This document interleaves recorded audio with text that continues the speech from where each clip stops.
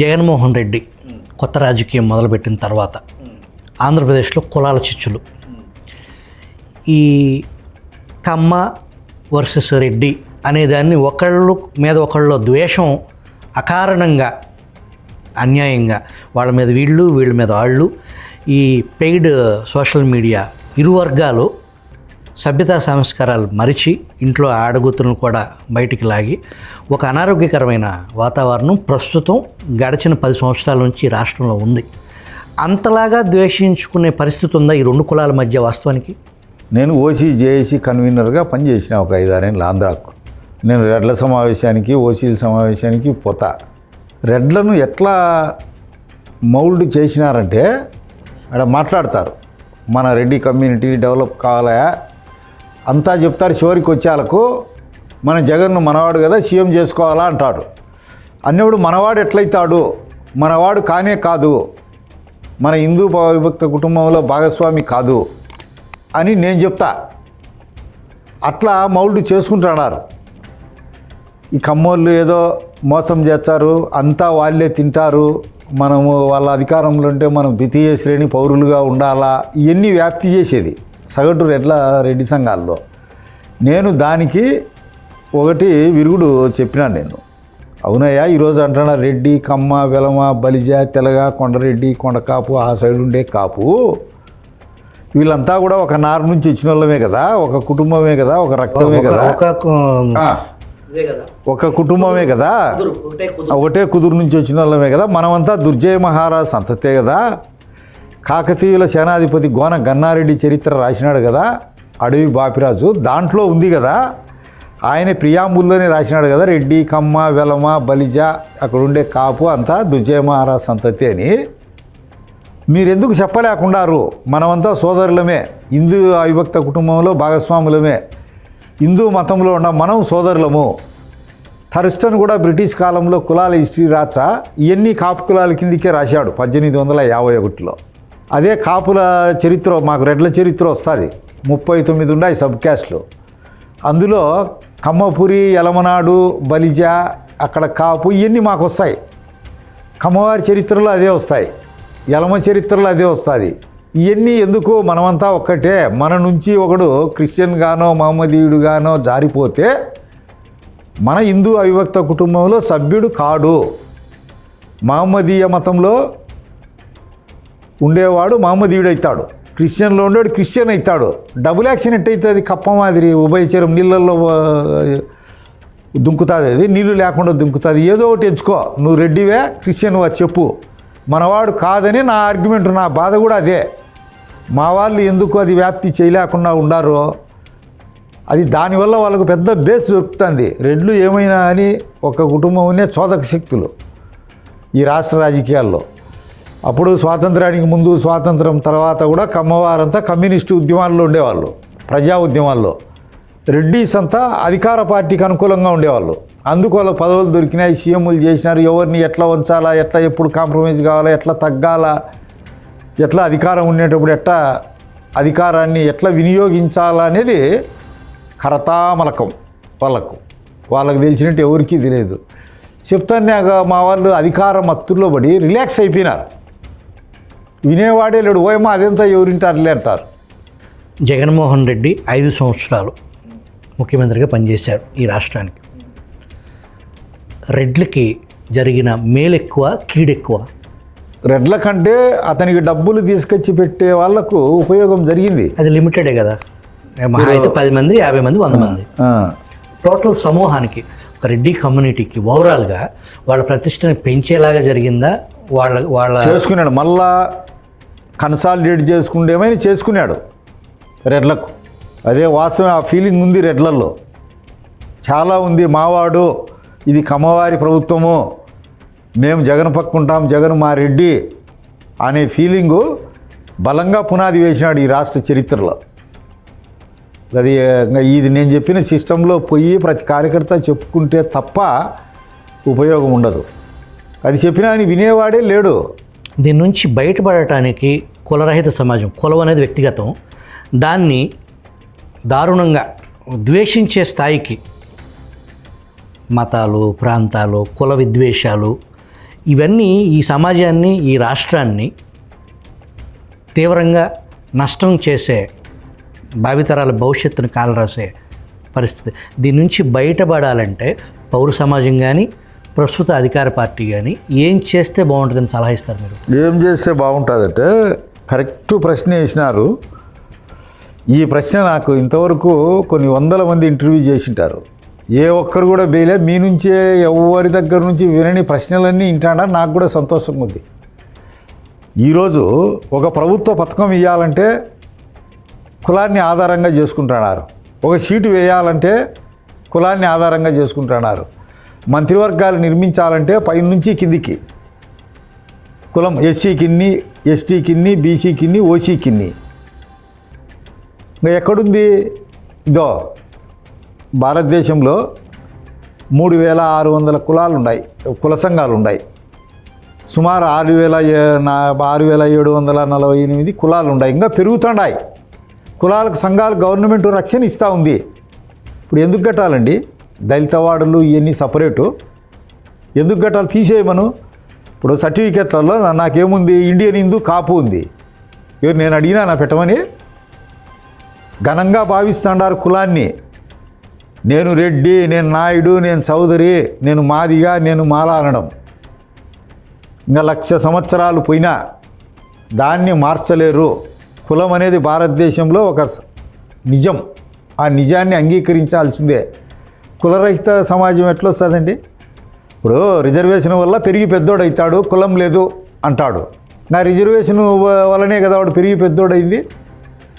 భారత రాజ్యాంగంలోని కులం మీదనే రిజర్వేషన్ ఇచ్చేటప్పుడు ఏ విధంగా అవుతుంది? వృత్తులన్నీ కులాలైనాక ఇప్పుడు ఇవన్నీ పోవాలంటే అన్నీ ఉమ్మడిగా పక్కా గృహాలు కట్టాల. కులం అనేది స్కూల్ కాలమ్స్లో తీసేయాల. కులం అనేది రెడ్డి, చౌదరి, మాదిగ, మంగలి, చాకలి అని తీసేయాలి. ప్రతి ఒక్కడు తన కులము గొప్పగా భావించుకుంటున్నాడు. ఎప్పుడో ఒకప్పుడు ఎస్సీగా పుట్టడమో తరతరాలుగా ఇబ్బంది పడినాము, తరతరాలుగా కష్టాలు అనుభవించినాం అనేది ఒకప్పుడు అనేది ఇప్పుడు లేదు. అట్లా పుట్టడమే చాలా గ్రేట్ అనుకుంటున్నారు. ఎవరి కులం వాళ్ళకు గొప్పది అయిపోయింది. ఏ ఒక్కడు కూడా కులాన్ని నిర్మూలించాలా అనేది లేదు. ఇంకా మరి కులాన్ని నిర్మూలించి అంతా ఒక్కటే అయితే కనుక పేదరికం ప్రాతిపదికగా రిజర్వేషన్లు పెట్టమను. ఒక్కసారి రిజర్వేషన్ పెట్టడానికి రెండోసారి క్రిమి లేయర్ పెట్టి తీసేయండి. ఇప్పుడు పట్టణాల్లో, నగరాల్లో ఎక్కడా లేదు కదా అన్టచబిలిటీ. ఉన్నా కొద్దిగా గ్రామాల్లో ఉంది. 7,40,000 పైచీలకు గ్రామాలు ఉన్నాయి. 9,000 పైచీలకు పట్టణాలు, నగరాలు ఉన్నాయి. పట్టణాలు, నగరాల్లో ఎక్కడా లేదు కదా. కాగడా వేసి వెతికినా కానీ పార్కుల్లో లేదు, స్కూళ్ళల్లో లేదు, కాలేజీల్లో లేదు, బస్సుల్లో లేదు, విమానాలలో లేదు, హోటళ్ళల్లో లేదు, దేవాలయాల్లో లేదు, ఎక్కడా లేదు కదా. పల్లెల్లో కూడా పాక్షికంగా ఉంది. మనం ఎంత గోరంతలు కొండంతలు తీసుకొచ్చి చెప్పినా ఇంకా అలాంటప్పుడు తగ్గించుకుంటా రావాలి కదా. ఒక ఆదర్శ సమాజం ఉండాలంటే. అంటే ఈ కుల కుంపట్లలో చలి కాచుకుంటుంది కూడా ప్రస్తుత రాజకీయ పార్టీలే ఈ దారుణానికి ప్రధాన కారణం అంటారు. 100% కుడి నుంచి ఎడం వరకు ఉండే అన్ని రాజకీయ పార్టీలు కులం ప్రాతిపదికగానే ఉన్నాయి. ఒకప్పుడు కమ్యూనిస్టులు ఆదర్శంగా ఉండేవాళ్ళు, రిజర్వేషన్లు సపోర్ట్ చేసేవాళ్ళు కాదు. ఎస్సీ, ఎస్టీ, బీసీ, ఓసీ ప్రాతిపదికగా ఇచ్చేవాళ్ళు కాదు. ఎవడికి సామర్థ్యం ఉందో, ఎవడు పార్టీ కోసం పనిచేసినాడో వారికి ఇచ్చేవాళ్ళు. ఇప్పుడంతా కులాల ఈక్వేషనే కదా. రెడ్లకి ఇన్ని, కమ్మవారికి ఇన్ని, ఎలం వారికి ఒకటి, వైశ్యులకు ఒకటి, బ్రాహ్మిన్స్కు రిప్రజెంటేషన్ లేదు, ఎస్సీలకి ఇన్ని, ఎస్టీలకి ఇన్ని, బీసీలకి ఇన్ని అయిపోయా. అదే కదా పైన నుంచి కిందికి నడిచేది. ఒక ఆంధ్ర కాదు, తెలంగాణ కాదు. రాజకీయమే ఈ కులాల ప్రాతిపదిక మీదే కేటాయింపు కానీ పదవులు కానీ. ఊరికి ఎన్ని చెప్పేది? మతమౌఢ్యాన్ని ముక్కలు నలుగుతా, కులం కంచుకోటను బద్దలుగా పగలగొడతా, ఇవన్నీ స్టేజీల వరకు ఉపయోగపడేటివే. కులం పోగొట్టుకొని ఈ రోజుల్లో బతకలేడు కూడా. గోరాగారు ఎన్ని అవస్థలు పన్నాడు. ఈ భారతదేశంలో చాలా కష్టం. ఈ లక్షల సంవత్సరాల నుంచి వచ్చింటి మనము తయారు చేసుకునింటి. యాక్చువల్గా వేదాల్లో లేదు, ఎక్కడా లేదు. లేని ఎన్ని మనం తయారు చేసుకొని ఈ రిజర్వేషన్ల వల్ల నా కులము ఒక సమూహము అని ఆ కోణంలోనే కదా అందరూ అది పెట్టేటప్పుడు. నా కమ్యూనిటీ, మేము స్టేట్లో ఉన్నాం, పులివెందులు ఉన్నాం, మైదుకూరు ఉన్నాం, కడప ఉన్నాం, బద్వేలు ఉన్నాం, ప్రొద్దుటూరు ఉన్నాం, జమనవడు ఉండాం, కమలాపురం ఉండాం, తాడిపత్రి ఉండాం, సింగనమల ఉండాం, అనంతపురం ఉండాం, కనిగిరి ఉండాం. నెల్లూరు జిల్లాలో ఆల్మోస్ట్ ఆల్ రెడ్ల జనాభాలో మేమే అర్థం. ఒంగోలు అంతా మేమే. గిద్దలూరు, కనిగిరి, దర్శి, అద్దంకి, ఎర్రగొండవారిపాలెము, చిలకలూరుపేటలో కూడా 16,000 ఉండాం. మేము వెనకబడి ఉన్నాం, మాకు న్యాయం చేయండి అని. ఇంకా ఇప్పుడు రాజ్యాంగ పెద్దలంతా అదే కదా, ఎవరు వెనకబడి ఉంటే వాళ్ళకి చేయండి అని మేము ఎలుగెత్తి మొరపెట్టుకుంటున్నాం. చాలా కష్టం అది కులరహిత సమాజం రావడం అనేది. అంటే సోషల్ రీప్రొడక్షన్ జరగకుండా, అంటే ఈ ఉన్న సమూహం తుడిచిపెట్టుకుపోయి మళ్ళీ కొత్త సమాజం ఏర్పడకపోతే దీనికి అంతం లేదంటారా? ఇప్పుడు ఇది కులము మతం అనేది ఎట్లయిపోయిందంటే భారతదేశంలో దాంట్లోనే పుడుతున్నారు, దాంట్లోనే పెరుగుతున్నారు, దాంట్లోనే చచ్చేటప్పుడు మర్యాదగా చచ్చిపోకుండా కొడుకు తగిలించిపోతున్నాడు. వారసత్వం. ఒరే ఇన్నాళ్ళు నేను మోచినా తిని నువ్వు మోయిరా అని ఎట్లా పోతుంది? ఇది ఈ చెడును నువ్వు క్యారీ చేయి. మహానుభావులు ఉండారు, ఆదర్శ మానవులు. మానవ జాతి అంతా ఒక్కటే, ఇదంతా విశ్వనరులు ఉండారు. నేను కాదన్ను, తప్పులు పట్టను. వాళ్ళు ఎవరికైనా పిల్లని ఇస్తారు, చేసుకుంటారు, ఒకే సమాజాన్ని లెక్క పెట్టరు. అటువంటి మహానుభావులు కొద్దిమంది వాళ్ళు ఎదుర్కొనే కష్టాలు కన్నీ విని ఎరుగంటి ఘోర ఆయన ఇప్పుడు హేతువాది గోపరాజు రామచంద్రుడు ఎన్ని కష్టాలు ఎదుర్కొన్నాడు. ఆశామాషిగా బ్రాహ్మణ కులంలో పుట్టి ఆ రోజుల్లో ఎంఎస్సి చేసి, ఆ రోజుల్లో ఎప్పుడు 60-70 సంవత్సరాల కిందట ఈ బెజవాడ నగరానికి ప్రపంచ నాస్తిక సమావేశాలు 2 సార్లు ఇక్కడ జరిగిన ప్రపంచ నాస్తిక సమావేశాలు జరిపి ఎన్ని కష్టాలు పడినాడు. స్వయంగా గాంధీ కూడా వచ్చాడు. హిందూ మతం రాముణ్ణి పూజిస్తాడు గాంధీ. నా దారి నీ దారి వేరైనప్పటికీ కూడా మన ఇద్దరి దారి స్వతంత్ర పోరాటంలో నువ్వు నాతో ఎందుకు కలిసి పనిచేయకూడదు అంటే గోరగారు ఇక్కడ నుంచి సబర్మతి ఆశ్రమంకి వెళ్ళి కొన్ని సంవత్సరాలు ఉండొచ్చారు. ఉండాడు సేవాగ్రామంలో పనిచేశాడు, సబర్మతిలో పనిచేశాడు. You are correct. ఇప్పుడు ఉండేది కూడా పరిస్థితి కూడా అట్లా ఉండదు. ఏం చెప్తారంటే వాళ్ళే చెప్తారు, కులం కనుక్కుంటారు ముందు. అంబేద్కర్ కూడా చెప్తాడు, నేను ఏ వైపు తిరిగినా కులం అనే భూతము నన్ను వెంటాడుతుంది అని. ఆయన కూడా ఏం చేయలేకపోయినాడు కదా. మాలామాదిగల్ని ఎక్కడ గెలిపినాడు ఆయన? కులం పోవాలన్నాడు, సరే మాలామాదిగల్ని గెలపమను. ఫస్ట్ ఆ నుంచే రావాలి కదా. 1,00,000 సంవత్సరాలు పోయినా మాలామాదిగల్ని కలిపేవాడు లేడు. ఒకవేళ నిజంగా అందరూ అనుకున్నట్టు దేవుడే అనేవాడు ఉన్నా కానీ దిగి వచ్చినా అని వాళ్ళని కలపమని చూద్దాం, కలపదు. ఇప్పుడు ప్రభుత్వాలు, భారత రాజ్యాంగము ప్రోత్సాహం ఇస్తుంది, కులాలను పెంచి పెద్ద చేస్తున్నాయి.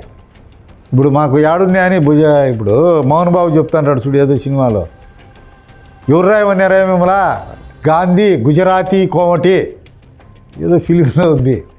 గుజరాతీ కోమటి అంబేద్కరు, మహారాష్ట్ర మాల, జగ్జీవన్ రావు, మాదిగా ఇవన్నీ ఎవరు రాయమన్నారా మిమ్మల్ని? ఇప్పుడు గవర్నమెంట్లు ఎప్పుడైతే అప్పుడు కులము మతం ప్రాతిపదికగా లేకుండా అర్హత ప్రాతిపదికగా, పేదరికం ప్రాతిపదికగా, ఆర్థిక స్థితులు ప్రాతిపదికగా, వాని ప్రావీణ్యం ప్రాతిపదికగా అవకాశాలు ఇస్తాదో అప్పుడు మాత్రమే పోతుంది. ముందు ప్రభుత్వాలు పట్టించుకోకూడదు. ఇంకా కింద ఉండేవాళ్ళు ఏం చేస్తారు? ఏం చేయలేరు. కులము ఒక మహోన్నతమైనటువంటి అవకాశంగా, ఎవరి కులం వాళ్ళది గొప్పదిగా భావించే రోజు ఉంది. మాకు పల్లెల్లో ఉంటాయి, తిరుగుతూ అంటాం. ఒక మావాడికి ఒక వైశ్య కూతుర్ని ఇచ్చా అని చెప్పొచ్చాడు ఒక మావానికి, మా మాదికు. మా అమ్మ కూడా చెప్పింది, చేసుకోపోరా బంగారు పెడతారంట, దండిగా మీ పిల్లలను చదివించారంట అని. వాడు ఎంత చెప్పినా పలకడు. వాడు అంటాడు చివరకు, నేను ఇట్లా అనకూడదు, మీకు ఇది యోగ్యమైతే పెట్టుకొని లేని తీసేది. ఇంత బతికి మాదిగ కులంలో పుట్టి మాదిగోడు అనిపించుకొని పుల్లగూర తినే కోమిటివానికి నేను కూతుర్నిచ్చాను అంటాడు. వాడు ఆదర్శంగా వచ్చాడు, ఆర్ఎస్ఎస్లో పెరిగి చేసుకుంటాయా, నేనే ఖర్చు పెట్టుకుంటా, బంగారు చేయిస్తా, 50 తులాలు బంగారు చేయిస్తా, వాళ్ళకి 2 తమ్ముళ్ళు ఉండాలంటే 2ని చదివిస్తా, వాళ్ళ అమ్మా నాయన్ని కూడా నేనే సాకుతా, వాళ్ళకి ఉద్యోగాలు కూడా చూస్తా. ఇంకా ఎక్కడుంది? యోనికైతే కడుపు నిండిందో, యవ్వనికైతే స్ట్రేచరు, డబ్బు, పదవి ఉందో వానికి కులం లేదు. అంతవరకు కులం ఉంటుంది. కులం అంటే అతనికి లేకుండా అంటిస్తాడు. వాడు పెట్టుకోడు. వాడు ఏ రోజు దళితవాడల్లో ఉండడు కదా, దళితవాడల్లో ఉండడు, వానితోనే పెద్దవాళ్ళతోనే ఉంటుంది. వాడు దళితులను వాడు రానీడు. ఇంతమంది కలెక్టర్లు, ఎస్పీలు అయినారు, ఎవరినైనా దళితవాడల్లో నిద్ర చేస్తున్నారా?